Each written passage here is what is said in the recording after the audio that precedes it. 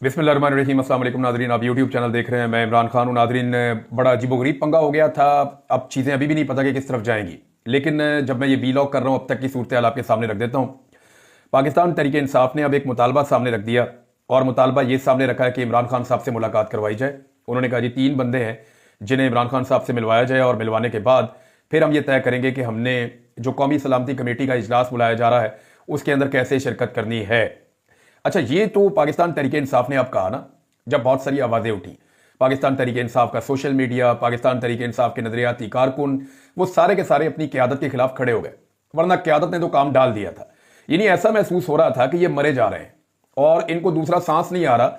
ये पूरी कोशिश कर रहे हैं किसी तरह ये मिल लें जाकर आर्मी चीफ से, या दीगर जो अस्करी इदारों के सरबराहान हैं उनसे मिल लें, इंटेलिजेंस एजेंसियों के लोगों को मिल लें और शिरकत कर लें उस इजलास के अंदर जो होने जा रहा है। यानी इतनी जल्दी थी इन्हें कि इन्होंने फौरी तौर पे बाकायदा एक लेटर जारी कर दिया। ये लेटर मेरे पास यहां पे मौजूद है। पाकिस्तान तहरीक इंसाफ के अंदर से ही उसके ऊपर तनकीद हो रही थी। और जनाब लेटर के अंदर लिखा क्या, ये लिखा जनाब के 18 मार्च 2025 को 11 बजे जो एक मीटिंग होगी पार्लियामेंट हाउस में इस्लामाबाद में, हमारे फॉलोइंग यानी ये जो मंदरजा झेल हमारे एमएनएज और सेनेटर्स हैं वो इसके अंदर शिरकत करेंगे इस मीटिंग के अंदर। फिर इन्होंने नाम दे दिए, उमर अयूब साहब का नाम दे दिया, बैरिस्टर गौहर का नाम दे दिया, असद कैसर का नाम दे दिया, जरताज गुल का नाम दे दिया, साहबजादा मोहम्मद हामिद रजा का नाम दे दिया, मलिक मोहम्मद आमिर डोगर का नाम दे दिया, मोहम्मद बशीर खान, सनाउल्ला मस्ती खेल, अली मोहम्मद खान, जुबैर खान, शिबली फराज, बैरिस्टर अली जफर और सेनेटर डॉक्टर हमायूं मोहम्मद साहब और सेनेटर ओ नबास बपी। अच्छा जी, ये 14 नाम इन्होंने दिए। इनमें से 8-9 नाम जो हैं वो खैबर पख्तूनख्वा के हैं, लेकिन हैरत की बात यह है कि इनमें ज्यादातर लोग जो हैं वो होम्योपैथिक हैं। यानी एस्टेब्लिशमेंट अगर खुद कोई लिस्ट बनाकर देती तो इससे मुख्तलिफ ना होती, मिलती जुलती यही होती। इक्का दुक्का लोगों को निकाल कर ज्यादातर यही लोग होते, वो ये चाहते कि यही लोग आए और आकर हमारे सामने बैठे, क्योंकि फिर सुम्मुन बुकमुन यानी खामोशी के साथ बैठकर ये सुनने वाले लोग हैं, ये तो किसी किस्म की मुदाखलत में यकीन ही नहीं रखते और एस्टेब्लिशमेंट के साथ किसी किस्म का झगड़ा भी नहीं चाहते। अभी जो इस्लामाबाद के अंदर वहां कुछ जर्नलिस्ट हैं, उन्होंने मेरे से रब्ता किया, उन्होंने बताया, और ये वो जर्नलिस्ट हैं जो कीमतें अदा कर रहे हैं, वो जर्नलिस्ट हैं जिनको ऑफ एयर कर दिया गया है, जिन्हें सिर्फ इसलिए कि वो इमरान खान साहब की जो बयानात हैं या इमरान खान साहब का जो एक नैरेटिव है वो पाकिस्तान के लोगों तक पहुंचाने का काम कर रहे हैं, उस वक्त जबकि रियासत ने मना कर दिया। रियासत ने सख्ती से मना किया कि जी इमरान खान साहब की बात लोगों तक नहीं पहुंचानी। तो इन सहाफियों को सजाएं मिली हैं, इनको नौकरियों से निकाल दिया गया है, इनमें बेशतर के ऊपर मुकदमात भी दर्ज हुए हैं। मुझे इन्होंने फोन करके बताया कि जनाब इस्लामाबाद में इन्होंने एक अफ्तारी की पाकिस्तान तहरीक इंसाफ ने, और फुल प्रोटोकॉल दिया उन सहाफियों को जो एस्टेब्लिशमेंट के बहुत करीब है, और उनसे ये आइडियाज डिस्कस करते रहे कि कैसे हम एस्टेब्लिशमेंट के करीब हो सकते हैं, कैसे हम ये सारी सिचुएशन तब्दील कर सकते हैं, हमें रास्ता दिखाएं। अच्छा, इनको बेवकूफों को इतना नहीं पता कि जिनसे ये उम्मीद लगा रहे हैं वो तो टाउट टाइप के लोग हैं। ये जब एस्टेब्लिशमेंट की आपके साथ सुलह होनी है तो इन्होंने साथ जहेज में आना है। ये वो सहाफी हैं जिस वक्त एस्टेब्लिशमेंट की आपके साथ सुलह होगी तो ये पैकेज के साथ आएंगे, इनके ऊपर आपको मेहनत करने की जरूरत नहीं है। जिस वक्त एस्टेब्लिशमेंट कोई भी फैसला कर देती है ये उस फैसले के साथ जाकर खड़े हो जाते हैं। नॉर्मली ऐसा ही होता है, आइंदा भी ऐसा ही होगा। तो अब जनाब मशवरा ये पाकिस्तान तहरीक इंसाफ को दिया जा रहा है, और पाकिस्तान तहरीक इंसाफ ये बातें अंदर खाने कर भी रही है कि जनाब हमने बड़ी ज्यादतियां की हैं एस्टेब्लिशमेंट के साथ, हमने बड़ा जुल्म किया है, हमारी जानिब से भी गलतियां हुई हैं एस्टेब्लिशमेंट के खिलाफ, उनकी बातें ठीक हैं, हमें जो है वो अपने आप को ठीक करना पड़ेगा। यानी इमरान खान सोशल मीडिया की वजह से अंदर है, ये भी वो कहना शुरू हो गए। अब पाकिस्तान तहरीक इंसाफ में ये बात हर थोड़े दिन बाद किसी ना किसी बंदे के मुंह से बाहर निकलवाई जाती है कि जी सोशल मीडिया जिम्मेदार है इमरान खान साहब की कैद के लिए। हर थोड़े दिन बाद ये बात कही जाती है कि सोशल मीडिया की वजह से जो है, क्या सोशल मीडिया की वजह से इमरान खान की हुकूमत गिराई गई थी? क्या सोशल मीडिया, ये तो जनरल बाजवा को एक्सटेंशन चाहिए थी, तब तो सोशल मीडिया की कोई तनकीद भी नहीं थी, तब तो पूरा सोशल मीडिया एस्टेब्लिशमेंट के साथ खड़ा हुआ था। तो तब इमरान खान की हुकूमत क्यों गिराई थी? एक्सटेंशन के लिए गिराई थी, अपनी बका के लिए गिराई थी, अपने जाती मफाद के लिए गिराई थी, और सारी पॉलिटिकल पार्टी इकट्ठी हो गई थी जनरल बाजवा के साथ। और फिर इन्होंने अमेरिका से भी साइफर आ गया, वो मामला भी बीच में रख ले। तो अब मामला यह है कि ये जो कहा जाता है कि इमरान खान सोशल मीडिया की वजह से अंदर है, तो ये बात नहीं है। इमरान खान की वजह से सोशल मीडिया पे एक अवेयरनेस फैली है, ये बात ठीक है, लेकिन आज अगर इमरान खान सियासी तौर पे जिंदा है तो उसके पीछे भी सोशल मीडिया है, और इमरान खान साहब खुद इस बात को ओन करते हैं। वो खुद ये कहते हैं कि सोशल मीडिया मेरा बहुत तगड़ा है और मेरा सबसे बड़ा हथियार है। तो क्या पाकिस्तान तहरीक इंसाफ इमरान खान साहब का सबसे बड़ा हथियार न्यूट्रलाइज करवा देगी? क्या पाकिस्तान तहरीक इंसाफ इमरान खान का सबसे बड़ा हथियार छीन कर एस्टेब्लिशमेंट के सामने सरेंडर कर देगी। लेकिन ये लड़ाई अल्टीमेटली पाकिस्तान के अवाम ने जीतनी है। आज जीत जाएं, 1 साल के बाद जीत जाएं, 2 साल के बाद जीत जाएं, 10 साल या 20 साल के बाद जीत जाएं, पाकिस्तान की एस्टेब्लिशमेंट को पाकिस्तान की अवाम से हारना पड़ेगा। 70 साल से पाकिस्तान की एस्टेब्लिशमेंट पाकिस्तान की अवाम को पीसती चली आ रही है अपने जाती मफादात के लिए, अपने कारोबारों और अपनी चीजों के लिए। लेकिन यह हमेशा चलेगा नहीं। अल्टीमेटली पाकिस्तान की एस्टेब्लिशमेंट को हारना पड़ेगा। अगर पाकिस्तान तहरीक इंसाफ ने यह फैसला कर ही लिया है कि उन्होंने ये लड़ाई नहीं लड़नी या इस लड़ाई में उन्होंने सरेंडर करने का फैसला कर लिया है, तो याद रखिएगा ये लड़ाई तो कोई ना कोई जीतेगा। अगर आज ये लड़ाई नहीं लड़ेंगे तो कल इस लड़ाई को कोई और लड़ लेगा। फिलहाल इमरान खान अपने सारे क्राउड के साथ, अपनी आवाम के साथ और अपने फॉलोअर्स के साथ इस लड़ाई को लड़ रहे हैं और फिलहाल डटे हुए नजर आ रहे हैं। लेकिन इसका फैसला एक दिन आवाम के हक में होना है और यह अल्टीमेटली होकर रहेगा। ऐसा हो नहीं सकता कि अब आप इसको बांध दें। यानी वो कहते हैं ना, नवा कट्टा खुल गया, तो ये कोई नवा कट्टा नहीं खुला हुआ, ये कट्टा बहुत पहले का खुला हुआ है।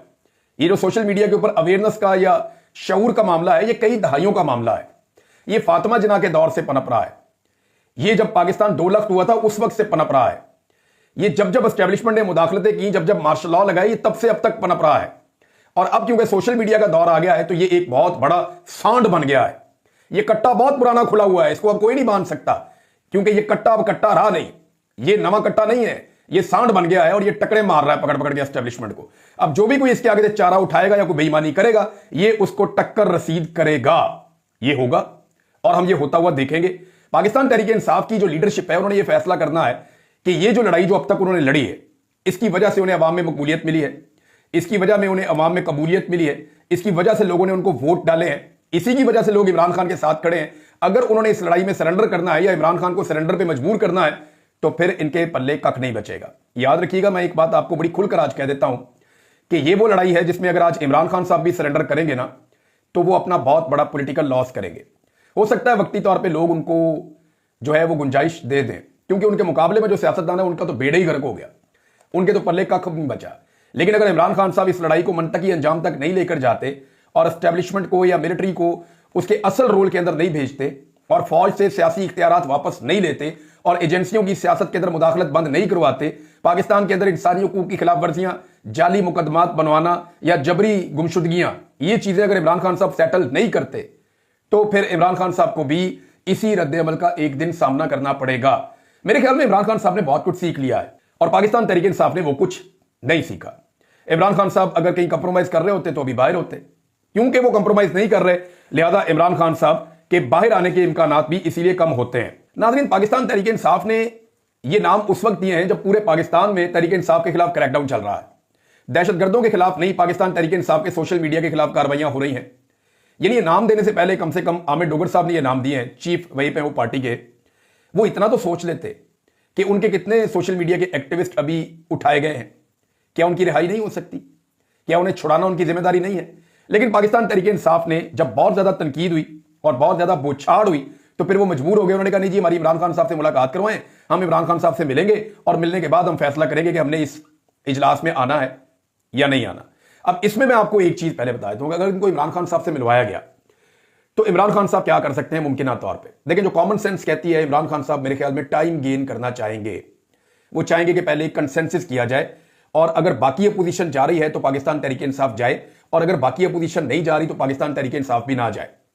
क्योंकि देखें, तहरीक इंसाफ के ऊपर ज्यादा दबाव तब पड़ा जब महमूद खान अचकजई साहब ने और स्टेटमेंट दे दिया, उनके साथ साथ अल्लामा राजा नासिर अब्बास साहब ने। इस पे जो है वो मोहम्मद जुबैर साहब ने रिपोर्ट भी किया हुआ है और बड़ा जबरदस्त उन्होंने रिपोर्ट किया है। मोहम्मद जुबैर साहब ये लिखते हैं कि पीटीआई सोलो फ्लाइट लेने के लिए तैयार थी। बैरिस्टर गोहर और दीगर क़यादत ने कल पार्लिमानी कमेटी के इजलास में जाने का फैसला कर लिया था, लेकिन अल्लामा राजा नासिर अब्बास और महमूद खान अचकजई डट गए। अल्लामा ने कहा कि अगर मसले का संजीदा हल निकालना है तो फिर पार्लियामेंट का मुश्तरका इजलास बुलाएं, बलूचिस्तान और केपीके के स्टेक होल्डर्स को बुलाएं, 3 रोजा जरगा करें जिसमें इमरान खान को भी दावत दी जाए और फिर जो फैसला सियासी क़यादत करे उस पर अमल हो। अगर कोई यह समझता है कि वो जो कहेगा और सब मान लेंगे तो इससे मसला हल नहीं होना। देखिए, ये अकलियत है, कौम की अक्सरियत इमरान खान के साथ है। ना ये एस्टेब्लिशमेंट कुछ बेचती है और ना ये सियासी जमातें कुछ बेचती हैं। इवन अगर पीटीआई के लोग भी जाके बैठ जाएं तो इनकी औकात क्या है भाई? 70% से ज्यादा आवाम तो इमरान खान के साथ खड़ी है, तो सारे मानते हैं, हुकूमत भी मानती है, अपोजिशन भी मानती है, 2/3 अक्सरियत तो उसके पास है। तो पूरी कौम इमरान खान के साथ खड़ी है, उसकी इजाजत और उसकी कॉन्सेंट के बगैर आप पाकिस्तान का कोई बड़ा फैसला कर नहीं सकते। अगर आप करेंगे तो कौम उस फैसले को मानेगी, इसके लिए कोई शर्त नहीं है जब तक कि आप इमरान खान साहब से इजाजत ना ले लें या उनकी कॉन्सेंट ना ले लें। पाकिस्तान का बिलाखिर वो सबसे बड़ा लीडर है और उसके पास ये इख्तियार है कि वो पाकिस्तानी अवाम का फैसला करे। ये तो वज़ीर आज़म के पास भी नहीं है, वो बेचारा 17 सीटों वाली पार्टी है ना, जरदारी के पास है, उनकी भी थोड़ी सी सीटें हैं। उनकी तो सिंध में भी हुकूमत बहुत मुश्किल से बन रही थी, उनको बलूचिस्तान में भी बना दी, ऊपर सदर भी बिठा दिया, चेयरमैन सेनेट भी उनको दे दिया, तो उनकी तो मौजें लग गई। और आजकल ये लोग बंदरबांट कर रहे हैं कि जब पंजाब में आप मुझे इतना हिस्सा दे दें, सिंध में आप मेरे से इतना हिस्सा ले लें, इतने मुझे आप सवाबदीदी फंड दे दें, इतने अरब मुझे दे दो, इतने अरब मेरे बंदों को दे दो, गवर्नर को ये इख्तियार दे दो, उसको ये पैसा दे दो। इस चक्कर से बाहर पीपल्स पार्टी और पीएमएलएन आ ही नहीं रहे। अब मामला यह है नाजरीन के पाकिस्तान तहरीक इंसाफ फंस गई जब अल्लामा राजा नासिर अब्बास और महमूद खान अचकज़ई खड़े हो गए और उन्होंने कहा जी तहरीक तहफ़्फ़ुज़ आईन पाकिस्तान वाले तो बाइकआउट कर रहे हैं, हम तो जनाब इसका हिस्सा नहीं बनते क्योंकि ये नाइंसाफ़ी हो रही है और ये काम ठीक नहीं हो रहा। अब इस पर फवाद चौधरी साहब का एक रद्दअमल है, लेकिन रद्दअमल फवाद चौधरी साहब ने ठीक दिया, आप उनसे जितना मर्जी इख्तलाफ करें। वो ये कहते हैं तहरीक इंसाफ की क़यादत की बचकाना सियासत का अंदाज़ा इससे लगा लें कि अपने इत्तेहादियों से मशवरा नहीं किया, अपने कायद इमरान खान से मशवरा नहीं किया, मौलाना फजलुर रहमान से बात की ज़रूरत नहीं समझी, शाहिद खाकान अब्बासी को नहीं पूछा, जीडीए को नहीं पूछा, और ओवर एक्साइटमेंट में कि जनाब हमने आर्मी चीफ को देखना, जाके हमने डीजीआईएसआई को देखना, हमने बाकी बंदों को जाके देखना है। इतने एक्साइटेड थे ये कि खुद ही इस बेवकूत इजलास में हुकूमती दावत पर मुंह दिखाने के लिए तैयार हो गए। इस नाबालिग सियासी क़यादत से पाकिस्तान तहरीक इंसाफ और इमरान खान की ज़ात को शदीद खतरात लाहक हैं। ये जनाब फवाद चौधरी साहब का ट्वीट है। और ये जो नाम दिया ना आमिर डोगर साहब ने, ये नाम देने से पहले आमिर डोगर साहब की जो है वो स्पीकर कौमी असम्बली से मुलाकात भी हुई है। यानी आप अंदाजा करें कि जो जाली फार्म 47 पे आकर बैठे हुए हैं ना, ये उनको जा जाके जफ्फियां डालते हैं, ये चीजों को नॉर्मलाइज कर रहे हैं। पाकिस्तान तहरीक इंसाफ के जो बाहर मौजूद लोग हैं वो बहुत डेस्परेट हैं, वो ये चाहते हैं कि कुछ भी करके एस्टेब्लिशमेंट के साथ उनकी कोई ऐसी सुलह हो जाए कि हमारे मामला ठीक हो जाए। तो अगर मामला ही ठीक करने हैं तो वो आप जब मर्जी ठीक कर लें, आप एस्टेब्लिशमेंट को कहें जी हम डील के लिए तैयार हैं और आप डील कर लें, उनके साथ डील कर लें, मामला खत्म। और अगर डील नहीं करनी तो फिर आप सिविलियन सुपरमेसी के लिए लड़ रहे हैं। जब आप सिविलियन सुपरमेसी के लिए लड़ रहे होते हैं ना, तो फिर आप यूनिफॉर्म वाले से मिलने के लिए जो है वो बेचे नहीं जा रहे होते, आप इतने उतावले नहीं होते कि आपको हर हाल में जाकर उनके सामने बूट पॉलिश करने हैं। ये फिर जरूरी नहीं होता ना, गैर जरूरी होता है। जो ये बंदे जिनके नाम दिए गए हैं ये तो सवाल ही नहीं उठा सकते। पहले मैं आपको बताता हूं कि शाहिद खटक साहब ने क्या कहा, यह भी बहुत इंपॉर्टेंट है। शाहिद खटक साहब ने एक नुक्ता उठाया, यानी दहशतगर्दी उनके अपने इलाके में हो रही है और उनको जनाबी अली दावत ही नहीं दी गई। शाहिद खटक साहब कहते हैं कि मुझे नहीं पता इस मामले पर इमरान खान को एतमाद में लिया गया है या नहीं, लेकिन कमेटी पर मुझे शदीद तहफ़्फ़ुज़ात, जिन इज़ला में अमन अमान की सूरत इंतहाई खराब है, जिसमें मेरा जिला करक भी शामिल है, बहैसियत नुमाइंदा इस मुश्किल वक्त में अपने इलाके की नुमाइंदगी से महरूम करना, कमेटी में ना शामिल करने पर पार्टी के अंदर भरपूर एहतजाज रिकॉर्ड करवाया और अवाम के रिकॉर्ड के लिए ट्वीट कर रहा हूं ताकि कल मेरे ऊपर सवाल ना उठाए जाएं। आमिर डोगर चीफ वहीब के फैसले जाती पसंद नापसंद की बुनियाद पर होते हैं, वो खुद तमाम मेरिट पर पूरा उतरते हैं, मुश्किल वक्त में जल्द गिरफ्तार हो जाते हैं। ये नहीं, उन्होंने कहा जी ये कंप्रोमाइज है, सीधी सी बात है ना। जैसे ही मुश्किल वक्त आता है आमिर डोगर साहब गिरफ्तार हो जाते हैं, दो चार और बंदे भी हैं वो फटाफट गिरफ्तार हो जाते हैं, एहतजाज ही ना करना पड़े, अवाम ही ना निकालनी पड़े, कोई काम करना ही ना पड़े, और जैसे ही वो मामला ठंडा हो जाए वो छूट के बाहर आ जाते हैं। कई लोग ऐसे हैं पाकिस्तान तहरीक इंसाफ में, और जो लोग आवाज उठाते हैं, बात करते हैं, उनको ये दीवार के साथ लगाते हैं। मिसाल के तौर पर ये अजमल जामी साहब ने दावा किया और मुझे एक दो दोस्त बता रहे थे कि कमल शोधब साहिबा ने शहबाज गिल को, शहजाद अकबर को और सनम जावेद और उनके जो बयानात हैं उनको डिसोन कर दिया। नहीं, कमल शोधब साहिबा कैसे कर सकती हैं? सनम जावेद की जो कुर्बानी है वो कमल शोधब साहिबा से तो बहुत ज्यादा है, तो सब जानते हैं। और जो इमरान खान साहब का बयानिया है वो कमल शोधब साहिबा से ज्यादा, हालांकि उन्होंने भी बहुत काम किया है, इद्दत के केस के अंदर अदालतों में जाना, खुलकर बात करना, उन्होंने बहुत आवाज उठाई, लेकिन सनम जावेद का तो कंपैरिजन नहीं उनके साथ बनता और वो उनको डिसोन कर रही हैं। शहबाज गिल ने जितनी मार खाई है और जितना वो इमरान खान के बयानिए को लेकर चलते हैं कि उनको डिसोन किया जा सकता है। शहजाद अकबर इमरान खान साहब के बड़े काबिल एतमाद साथी हैं, अगर डिसोन किसी को करना है तो इमरान खान ने करना है, कमल शोधब ने नहीं करना। ये इमरान खान ने फैसला करना है कि किसको साथ रखना है, किसको नहीं रखना। यानी शेर अफजल मरवत के कितनी हमायती थे पाकिस्तान तहरीक इंसाफ में, इमरान खान साहब ने उन्हें डिसोन किया ना। अब वो इस्लामाबाद की उन्हीं सड़कों पर जाते हैं तो लोग उस तरह से उनको नहीं मिलते जैसे पहले मिलते थे, क्योंकि इमरान खान ने उनको डिसोन किया। तो इमरान खान डिसोन करेंगे तो वो पार्टी का हिस्सा नहीं होगा या वो पॉलिसी का हिस्सा नहीं होगा। और जब इमरान खान साहब डिसोन नहीं करते किसी को, तो पार्टी के अंदर जो लोग मौजूद हैं वो खुद से कैसे डिसोन कर सकते हैं कि इस बात को हम ओन करते हैं और इस बात को हम डिसोन करते हैं। भाई लोगों ने मारे खाई हुई हैं, उनके बच्चे बीमार हो गए हैं, वो ज़हनी मरीज बन गए, उनके पूरे के पूरे खानदान, उनके कारोबार तबाह हो गए। अब अगर वो शिकवा और शिकायत करते हैं तो फिर उसको सुनने का हौसला पैदा करें। ये जो लोग कहते हैं ना एस्टेब्लिशमेंट के साथ बड़ी ज्यादती की है, तो भाई दूसरी तरफ भी तो देखें आप, कितने लोग जबरी तौर पे लापता हुए हैं, कितने घर तबाह हुए हैं, कितना चादर और चार दीवारी का तकद्दुस पामाल हुआ है, कितनी खवातीन को जो है वो रुस्वा किया गया है, कितने बच्चों को जो है वो हरासा किया गया है, कितने लोगों को जो है वो इगवा बराए बयान के लिए लेकर गए हैं, कितने हजार लोगों को जो है वो गिरफ्तार किया गया है, गैर कानूनी केसेस कितने ज्यादा बनाए गए हैं, 1 लाख से ज्यादा छापे मारे गए हैं। और उसके जवाब में अगर कोई ट्वीट करता है तो क्या वो इतनी खौफनाक चीज है? मेरी समझ से बाहर है कि पाकिस्तान तहरीक इंसाफ इतनी जो है वो बैक फुट पे क्यों चली जाती है इन मामलात में। अच्छा, एक चीज और है, फोकस सारा का सारा यहां पे है और उधर इंटरनेशनल लेवल पे और नेशनल लेवल पे क्या हो रहा है ये जरा आप देखिए। तहरीक तालिबान पाकिस्तान ने यह दावा किया है और अब वो रोजाना की बुनियाद के ऊपर अपनी एक प्रेस रिलीज भी जारी कर देते हैं। इधर से ये BLA वाले भी अपना सोशल मीडिया और मीडिया इस्तेमाल कर रहे हैं, उधर से TTP वाले भी जो है वो अपने बयान जारी कर रहे हैं और उनका और ISPR काउंटर नहीं कर पा रहा। एक्चुअली तो काउंटर करना होता है ना, आपको सबूतों के साथ चीजें सामने लाकर आपको अपना बयानिया बनाना होता है, लेकिन जो बयानिया बनना था, जिस अवाम के जरिए बयानिया बनाना था, जिन लोगों के जरिए बनाना था, वो सारे लोगों को तो आपने नाराज कर लिया अपने से। अब वो क्यों आपके लिए बयानिया बनाएंगे? मोहित पीरजादा साहब ने इसके बारे में एक बड़े जबरदस्त जुमले बोले कि जनाब मुझे आपने जब दहशतगर्द डिक्लेयर कर दिया और आपने मेरे ऊपर दहशतगर्दी के मुकदमे दर्ज कर दिए, तो अब मुझसे आप कौन सी उबल वतनियों की तवक्को कर रहे हैं कि आपके मुताबिक मैं मुहिब वतन बन जाऊं? भाई मैं जानूं, मेरा मुल्क जाने और मेरा रब जाने, मुझे अपने मुल्क से प्यार और मैं अपने आप को मुहिब वतन समझता हूं। ये सिंपल है, ये सिंपल है। आपका क्राइटेरिया जो है उसको पूरा कर ही नहीं सकता।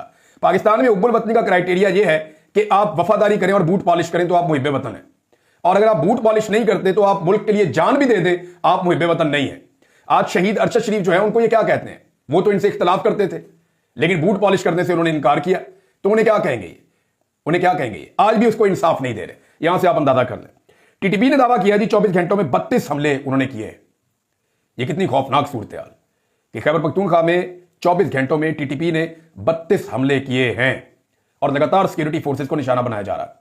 नादरीन, अमेरिका के बाद बरतानिया ने भी अपने शहरियों के लिए एडवाइजरी जारी कर दी है कि आपने बलूचिस्तान तो पूरे के अंदर नहीं जाना, खैबर पख्तूनख्वा के कुछ इलाके हैं वहां पर भी नहीं जाना, और बहुत सारी और एहतियाती तदाबीर बता दी हैं।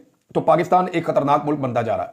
अगर आप ये समझते हैं कि यूरोप से, बरतानिया से, चाइना से, अमेरिका से इन्वेस्टमेंट आएगी, तो ये मुल्क तो अपने शहरियों को मना कर रहे हैं कि वहां पे आपने आजाद नहीं फिरना।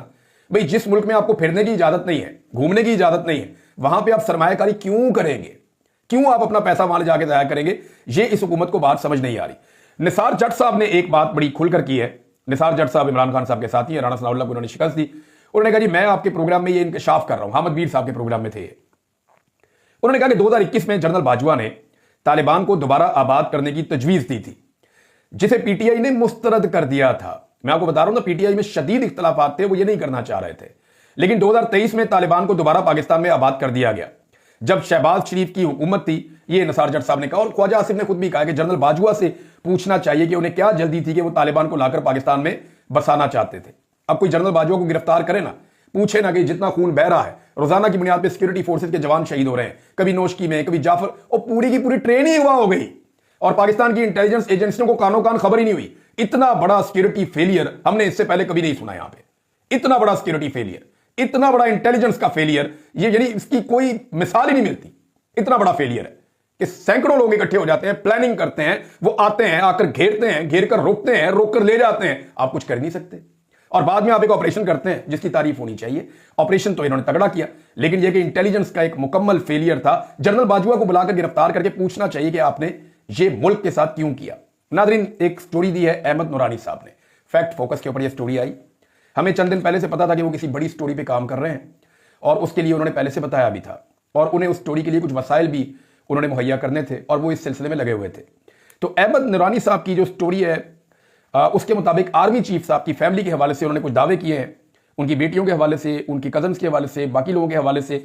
इस स्टोरी के ऊपर मैं काम करूंगा, और मैंने बाकायदा पाकिस्तान की मिलिट्री एस्टेब्लिशमेंट के लोगों को ये मैसेज भेजा और उनसे मैंने कहा जी आप बताएं, आपका अगर इसके ऊपर कोई मौक़िफ़ है तो वो आप भी पेश कर दें।